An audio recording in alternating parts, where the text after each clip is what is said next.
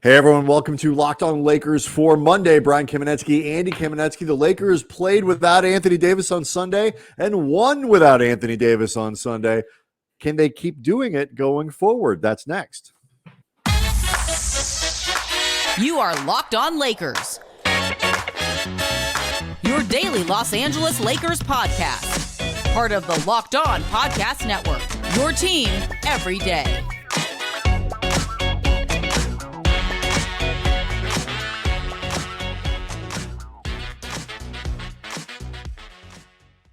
Thanks to everybody for making Locked On Lakers first listen of every day, Monday through Friday, no matter how or where you get your podcasts. Always free, never behind a paywall. Locked On Lakers on YouTube, where you go to see the show. Join in with a great community of Lakers fans there that are active, commenting, leaving questions for us, talking to each other, all that good stuff.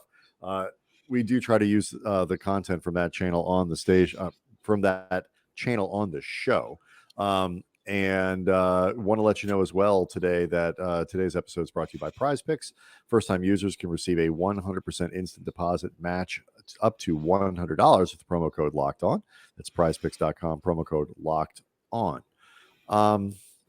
Okay, Andy. So technically speaking, I guess it's sort of the Lakers have now played like 1.5 games. I consider this 2 games without Anthony Davis. Okay. He played 8 minutes before getting hurt against Denver. For a guy of his importance, particularly in a matchup with Nikola Jokic, for all intents and purposes, you are playing the game without him. So this is, in my book, 2 wins consecutively without Anthony Davis. Lakers learned over the weekend that Anthony Davis is expected to miss at least a month. Multiple weeks, we'll call it. Right, many. It's not at this point even formally announced what the injury is. Right, the Lakers are expected to make some kind of official announcement on Monday, so we'll see what happens. And but the expectation is, at least as reported by Shams over at The Athletic, is that he's going to be out for at least a few weeks. Which puts it into January at some point. So the Lakers now have to finish up a very difficult December schedule and start into the January schedule, where the hope was they could make up some ground as they play some home games again and so on and so forth. They will be doing all of that without Anthony Davis. And so they won on Sunday, and it wasn't always pretty. They got a little help from a bad Washington team. But there was a bit of a formula, I think, Andy. Like, we saw some of the things that could work for them going forward. And obviously it starts with really good play from LeBron. And he was excellent in his 36.5 minutes, 33 points on 13 of 24 from the floor, 7 rebounds, 9 assists, and a block.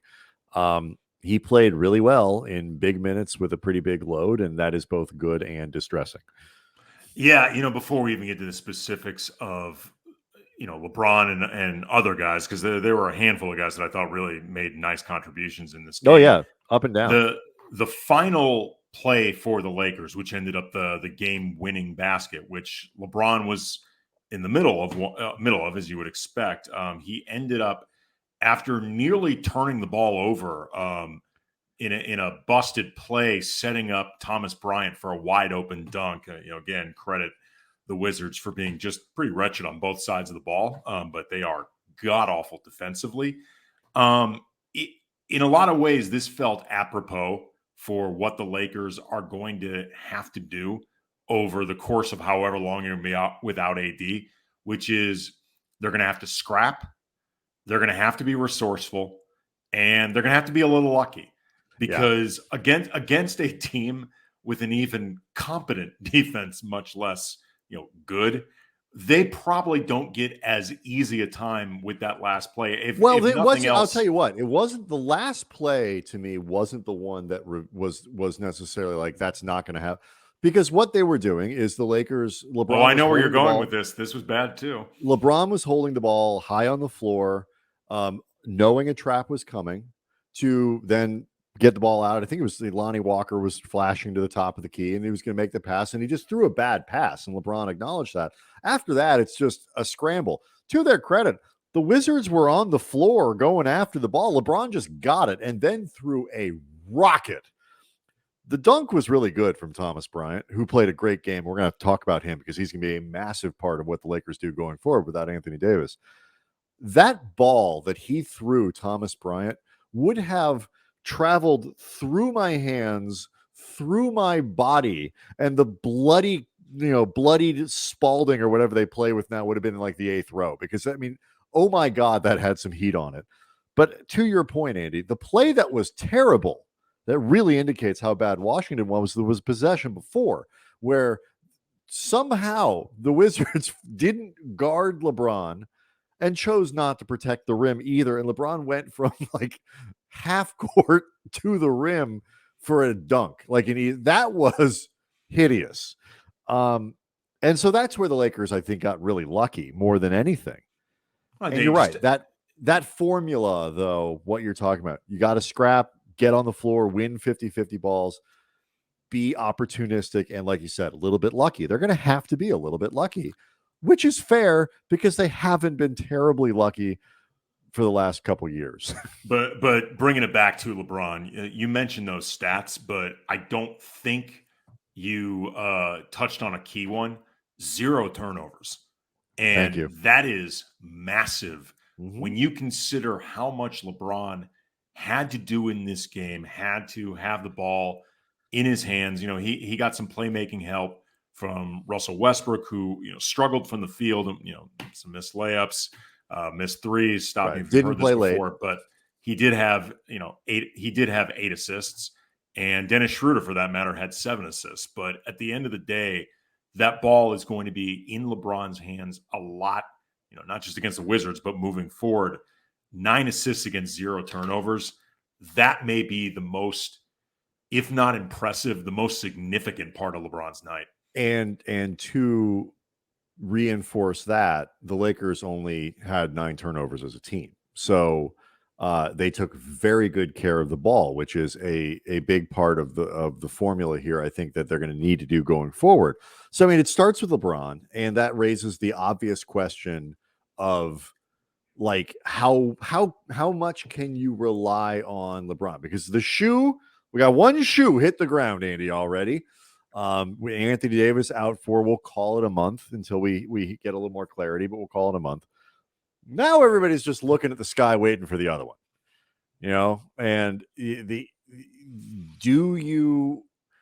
how do you keep LeBron healthy and not burnt out and not fatigued? And we saw like issues of LeBron, and it's okay. He's 38 years old, basically, getting tired late in games, all that stuff that even if he's not injured, impact his performance. So how do you keep LeBron at sort of peak LeBron,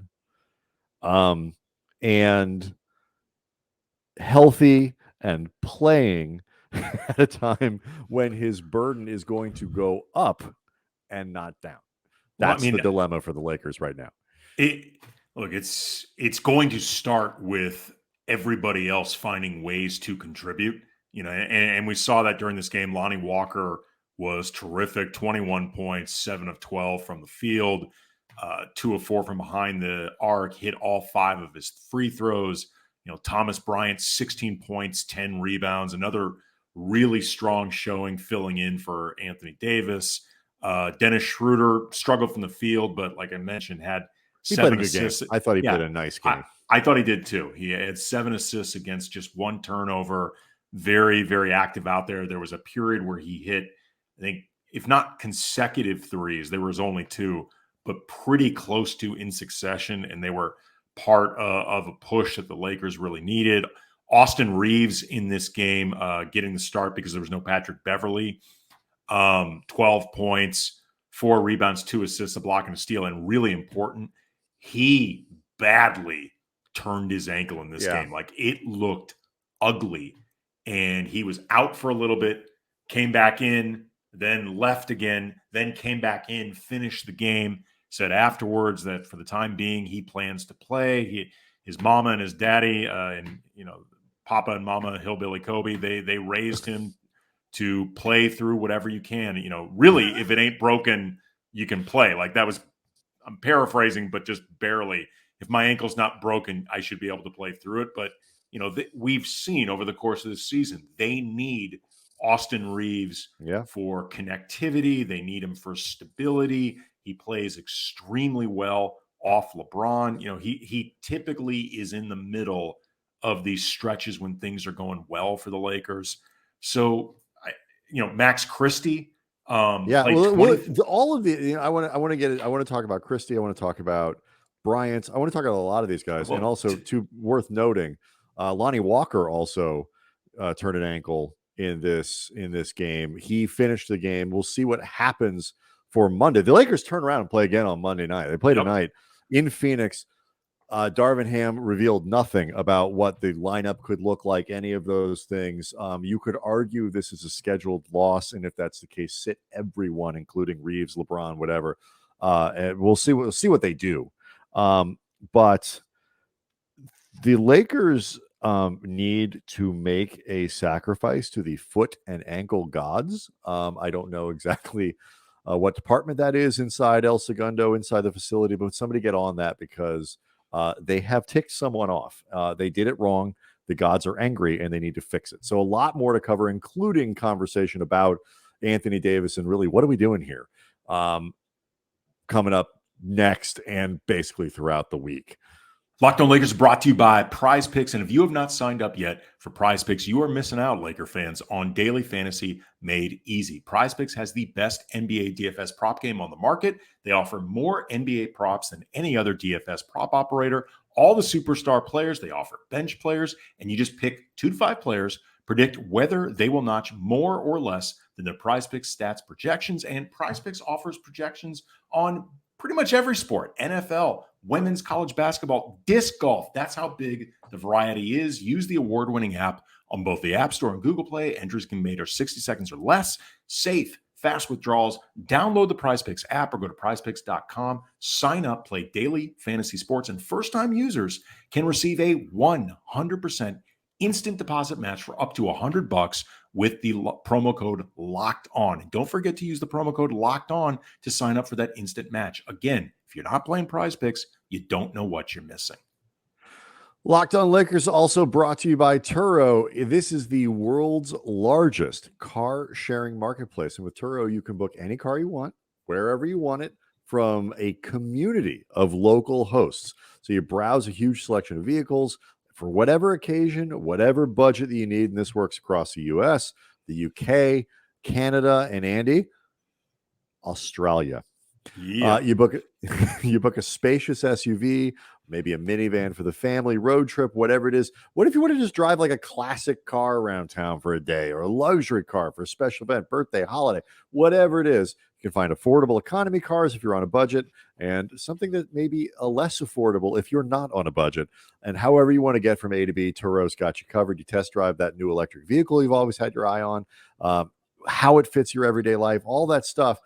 Whatever your reason, go find it on Turo. You can get whatever car you need from your Turo host. They can even deliver that car right to you.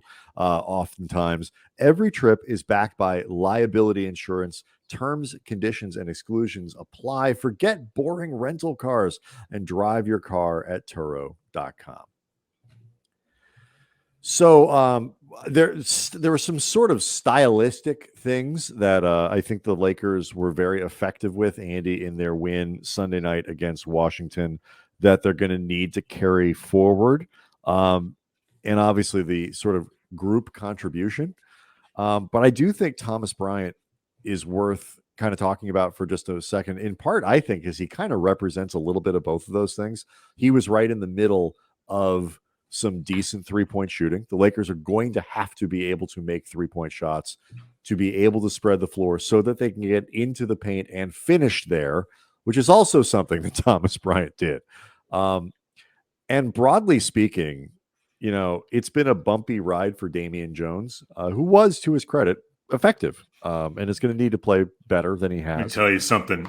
He loves him a LeBron lob. Like a lot of people do, but Damian Jones loves it because those LeBron lobs make him look like somebody who should be in the league. Because honestly, when it ain't LeBron throwing those lobs, It does seem Damian to Jones work differently. Yeah, he sometimes does not seem like somebody with a definitive job in the NBA. And so, but like you look at Bryant, and I am not here to call Thomas Bryant Anthony Davis. I'm not even going to say he's a poor man's Anthony Davis. He is not any of those things. But he is a credible offensive center, and he works hard defensively and rebounded the ball well on Sunday. And that typically has not been a strong suit of his game, sort of historically, but he's working hard, and he is a credible offensive player. And the Lakers need that. They need to have a legitimate big to, I think, give themselves some options, give Darvin Ham some options, make it so, your only post player isn't LeBron James. And somebody who can get up and down on the floor running the break, which is also something the Lakers did very effectively on Sunday that they're going to have to do going forward. Bryant can't try to pretend to be Anthony Davis, Andy, but he is going to need to play with the kind of effectiveness that he did on Sunday for the Lakers to kind of tread water in this time without AD. I mean, there's a couple things that have stood out watching Thomas Bryant, not just over these couple games where his responsibilities have obviously multiplied, but you also just in seeing him over the course of this season on a more regular basis, I think he's a really smart player. I think Thomas Bryant makes really smart plays when he's out there. I think he's very conscious of doing a lot of the little things, the role player things, while still making the plays that show up in the stat sheet. Like if you watch him out there, he's really conscious of boxing out. Like whether he's boxing out to get his own rebound and just putting himself in a good position, or boxing out so somebody else can get there. Like he's somebody that always remembers to put his body on somebody else. And things like that become extremely important during a period where you are playing without your best player. I mean, Anthony Davis has been, during this period where the Lakers looked like a team that could actually make some noise if they ever got themselves on the winning side of the ledger, like ever put themselves in a playoff space, they could actually be good. AD's been their best guy. Mm-hmm. And this is a really difficult ask of Thomas Bryant to even, like you said, be like a destitute version of AD. Yeah, I shouldn't even try. Just go. Not to be cliche, just go out and be Thomas Bryant. He does a lot of, again, I think really small, quote unquote, winning things that this team is. Look, their margin for error is going to be really damn small during this period without AD. It is zero. Right. So the little things add up. Like those little things actually become pretty big things. And I have some degree of faith that he can step up and do these things because he's actually played pretty well sometimes the minutes are up, sometimes they're down. And he is, like many bigs, deployed in a uneven fashion, depending on matchups, especially on a team like the Lakers, where their best player is Anthony Davis. So, but he's played well. And so this isn't one of these deals where you look at somebody on a roster and you are hoping and praying that they can do something that they haven't shown that they're capable of. Bryant has been a very credible player in the league, and he's played well for the Lakers, especially, getting a little further away from that thumb injury. And so that's something that I think can continue. And then, like I said, stylistically, Sunday really showed, they don't have to be, the Splash Brothers Warriors from 3-point range, but they're going to have to hit 3-pointers. Like you could have gotten away with it, when AD was doing AD stuff or whatever, to keep the lane open so guys can Schroder can put the ball on the floor, LeBron can put the ball on the floor. You can get those pick and roll lob finisher. You're going to have to hit 3-pointers. You're going to have to. This is as good a reason as any to bring up Max Christie because he hit 2 of them in this game. His sample size on threes is obviously small because his minutes have been erratic, but he's shooting 45.5% on threes in this game, only taking 2 per game, but it is of late starting to go up. And you remember they drafted Max Christie with the idea of him being a 3-and-D player. Yeah. And it's funny, like Summer League Christie was awful, to be totally honest. He was a train wreck and just looked kind of lost out there. And, I wasn't ready to throw in the towel on the guy, if for no other reason. 19-year-old second-round draft pick. Right. And look, if for no other reason than the Lakers' track record on these guys in the second round or undrafted is so good, I will trust their judgment. But you and I both said heading in this season that if Max Christie plays a lot, it's because things are either going incredible and they just have blowout minutes to kill. So that's where you put in Max Christie, or things are going really bad. We are currently in the bad phase. But Christie, the amount of improvement he has made since Summer League to where we are now, and you saw some of this in the preseason. I remember when he was out there, it's like, wow, it's only been a couple months, but he looks like a different player. Christie now, I mean, you've heard me the last few weeks, I've been calling for him to get minutes because I'm like, if for no other reason, they need a guy of his size profile and somebody who I think has good defensive instincts. He's really active on the glass. Well, he was guarding. I mean, for people who may not have seen the game, he was guarding Bradley Beal and Kyle Kuzma down the stretch. And, he played, was it about 24 minutes? Played 16, almost 16 against Denver on Friday. And they were late. A lot of those minutes were late. And, you're going to see, I know Pat Beverly wasn't in this game and that messes with the rotation. You're going to see more of Christie going forward. I think the minutes, I'm not saying he's going to play 24 minutes a night, but he's not going to play 2. And the reason I think, though, when you're the star attraction, on a Lakers Summer League team, and I understand it's relative. You're a second round pick and whatever. You're slotted into doing different things in Summer League. You're supposed to be the best player. You are the focal point of an offense. Now, when he plays with this group, he has a very, very specifically defined role. Move to the right spot on the floor, catch and shoot threes. If you have a wide open lane, we're going to say, okay, fine, put the ball on the floor, and then defend. Go defend. Like, it's a very simple. I'm not saying it's easy to do, but it's a very simple to write down on a piece of paper what Max Christie is supposed to do. He could write his entire job assignment on his hand.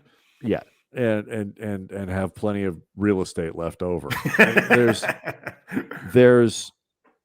It is helpful when you have a player, who is supposed to be, who is only capable of being a role player at this point. That's certainly not a dig for a 19-year-old second-round draft pick, to have him playing as a role player. And in Summer League, beyond he's probably too excited and he's sped up and it's his first professional play, blah, blah, blah, whatever.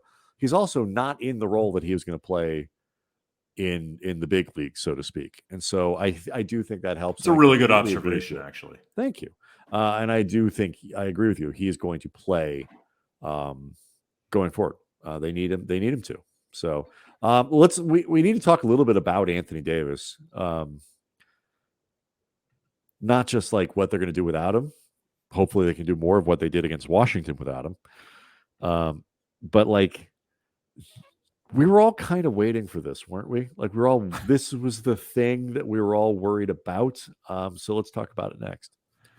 Locked On Lakers is brought to you by ExpressVPN. Okay, we all know that ExpressVPN protects your privacy and security online, but here's something you may not know. You can also use ExpressVPN to unlock movies and shows that are only available in other countries, and this will change your world. ExpressVPN allows you to do some serious binge watching. It's really simple to do. Just log into, say, Netflix, fire up the ExpressVPN app, change your location to the UK, refresh your Netflix, and that's it. ExpressVPN allows you to control wherever you want the sites to think you're located. And ExpressVPN works with any streaming service, Hulu, BBC iPlayer, YouTube, you name it. And there's never any buffering or lag. You can stream in HD, no problem. ExpressVPN also works on phones, media consoles, smart TVs. So if you want to get access to hundreds of new shows, go to expressvpn.com/lockedon right now so you can get an extra 3 months of ExpressVPN for free. That's expressvpn.com/lockedon,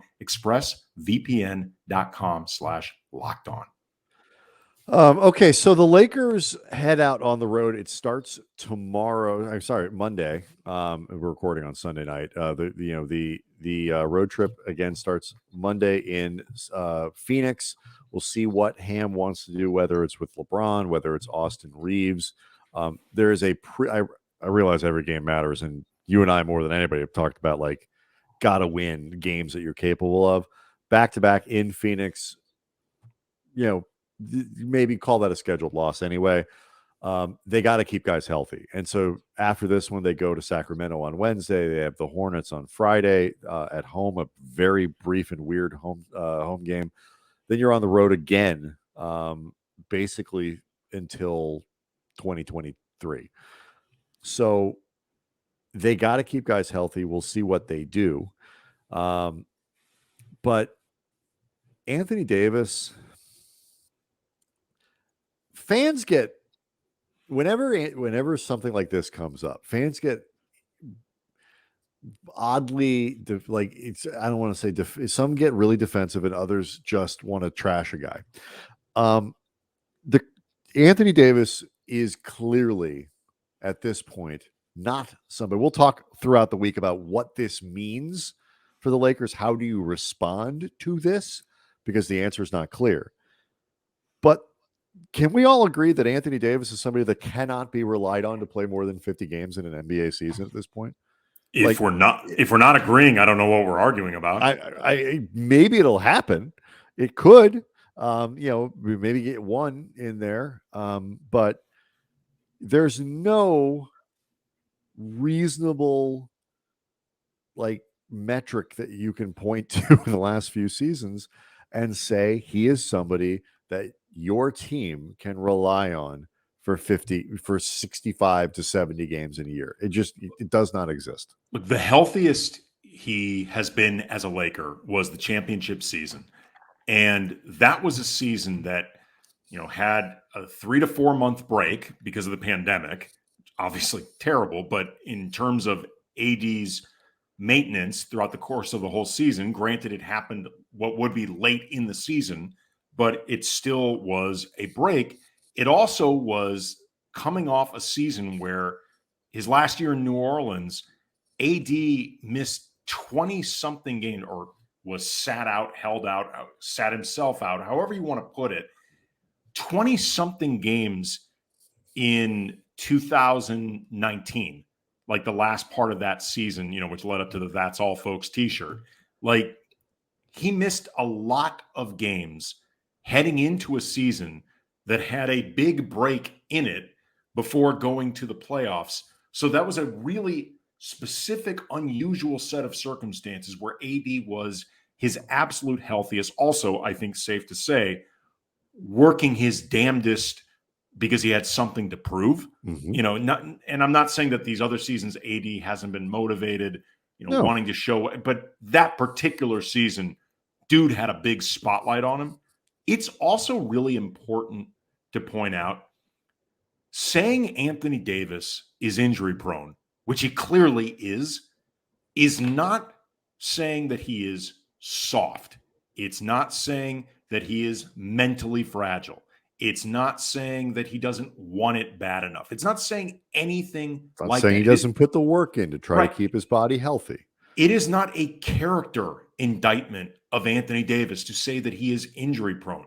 It is saying his body does not respond well to injury or things that could cause injury, to impact, to physical, to the rigors of an entire NBA season lifestyle. That's all you're saying. It is not anything about Anthony Davis as a person, as a competitor, any of that. But he's clearly injury prone. And any notion that, it's a freak injury, it's weird. Stop. Please, no, okay. Stop. It was a freak injury is the one that gets me to rant at fans, because there's no question. Sometimes weird things happen on a court. You land right, you did something weird. It's like, okay, those circumstances under which that person got hurt. That was kind of weird. That was I don't think any of freaky. them. I don't think any of them applied to AD, but care. whatever. I don't even care. Let's just say, for the sake of argument, Andy, that I'm willing to grant that every injury that Anthony Davis has ever had, going back to grade school, including skin knees on the playground, were all freak accidents. We're all freak injuries. I will concede this with the note that we should all rethink what defines a freak injury. But continue. Fine, but whatever. However, Anthony Davis's body doesn't know the difference. It doesn't heal faster because the injury was weird or freaky or improbable or bad luck. If you tear thumb ligaments because the ball just hits you awkwardly, you get stuck in somebody's uniform. Okay, a little freak. Your thumb is like, once that's torn, like all of these body parts that have been torn and twisted and broken and whatever, they're broken and they're twisted. And the problem with Davis, and you're correct, it is not a character flaw. The human body is not built to do the things that Anthony Davis does. And it's not built to do those things when you're 7 feet tall. So it's kind of a medical marvel that any of these guys can make it through one game, let alone 75 or 80 in a season. But the other half of this is his body doesn't know that things are freak injuries. And most guys don't get healthier as they get older and as more injuries pile up. And so this isn't to say that Davis can't be a dominant player. It doesn't mean that he can't be, a cornerstone franchise piece. But what it does say is any team that you have that is being built around Anthony Davis needs to be built with the idea that you can only count on him to be available between 50 and 60 games a year. That's what it means. And maybe not even that. And you have to cross every finger and toe and your friend's fingers and toes and hope that it's the right 50 games or 60 games or whatever. That's the reality the Lakers are going forward, and that they have to figure out this season what you do. And we'll talk about that this week. Figure out next season, and we'll talk about that this week. They're all related. But I think we have to start at this point. This is the place we have to start, at least for me.